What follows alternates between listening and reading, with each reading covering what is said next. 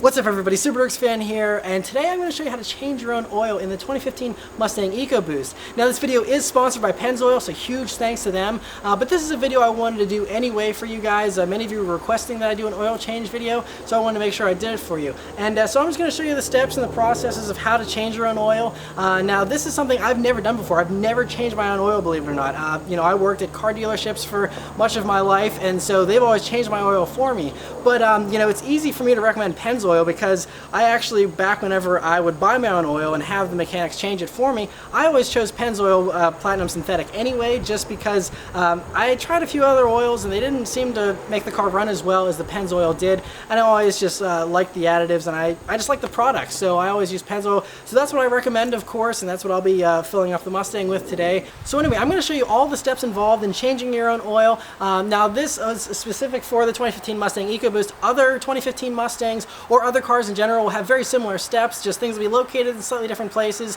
and so yeah, but this video will apply to just about any car. So yeah, let's go ahead and get started. Alright, so the first thing you're going to want to do is make sure you safely jack up your car. Now I'll say that I'm not a professional, so do this all at your own risk, but definitely take precautions to make sure you put your car up safely.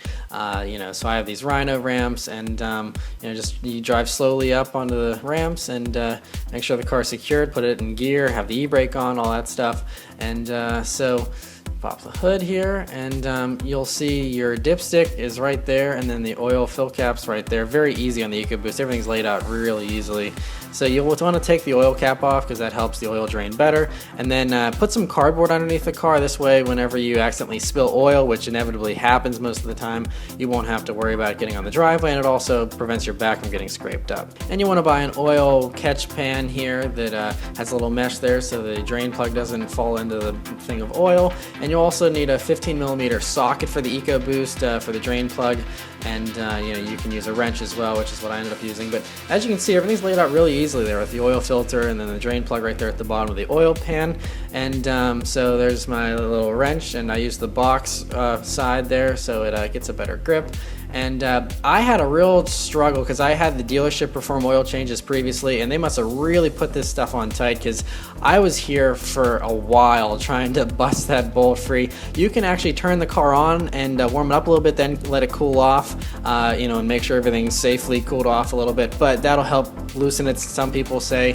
I just had to really tug on it. You can put a breaker bar or something else to help loosen up, but finally got it loosened up, and then you just want to get it loose enough that you can use your hands for the rest of it, because you're going to want to have your oil pan there ready to catch the oil because it comes out fast. And so first time you'll definitely get a lot of oil everywhere like I ended up doing, but so you just drain it all out here, and have some paper towels handy as well because, like I said, it definitely gets messy. So there you go, and like I said, it shoots way farther than I was expecting. So, and as the flow decreases, you'll also have to keep adjusting it as well so that it doesn't start getting everywhere. And it takes about 15 to 30 minutes is what they recommend to let all the oil drain out. So in the meantime, I was cleaning up my mess there with my paper towels, and continuing to move my oil pan so it didn't get oil places there. And but yeah, it does take a while. Now, I even let it go for more than 30 minutes and it was still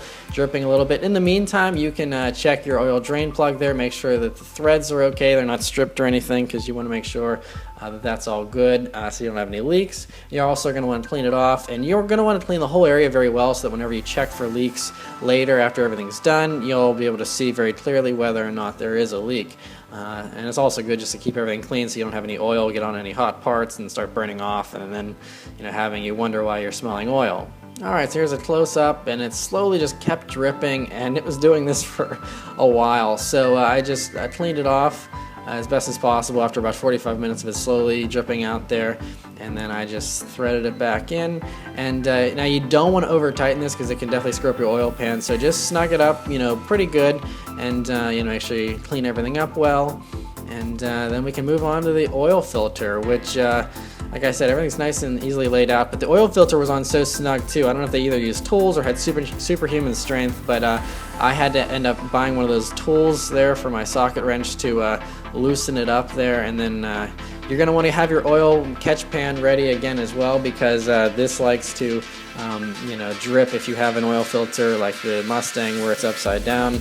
And if you have a BRZ or an FRS or a WRX, I know a lot of those have it right side up, so you don't have to worry about this, but the oil will leak out, so you want to make sure that you let all that drain out as well. And then you'll want to clean up the area again, make sure there's no oil on anything.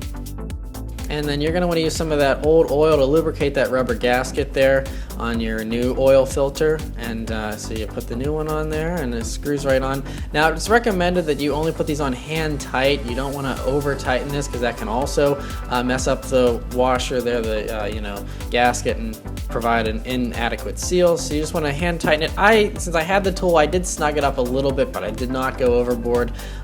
So just a little bit, and make sure you clean everything off again. So like I said, it's easy to check for leaks later.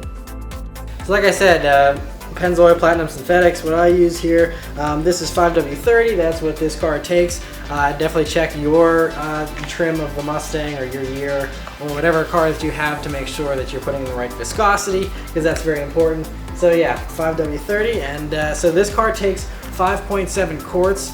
And so this is a 5-quart jug, and then I have a 1-quart jug. So we won't put in all of the little 1-quart, but we'll put in all this and then put in most of that.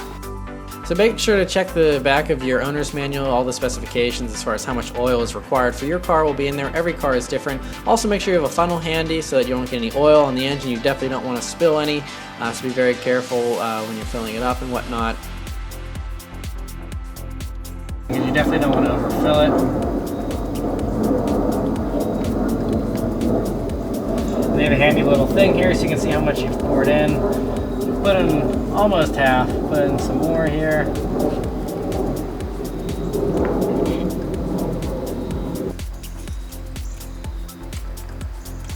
So as you can see, it's not all the way up. This is the top mark, that's the low mark. It's in there pretty good, but it's not all the way up to the top. We'll put in a little bit more, but we won't put in the whole thing.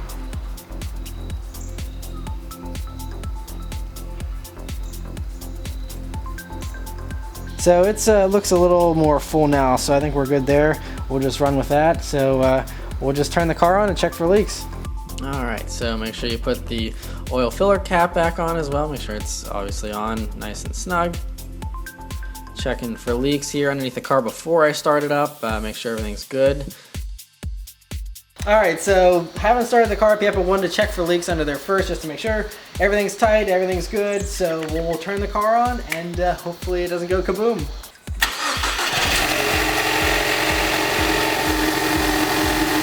Alright, so after inspecting the top side and underside of the car and not finding any leaks, we were all good to go and finished up. So huge thanks to Pennzoil once again. More information about their oil can be found in the description below. And if you have any questions about changing your own oil, leave them in the comment section below and I'll be happy to answer. Thanks for watching, guys, and I'll see you next time. Take care.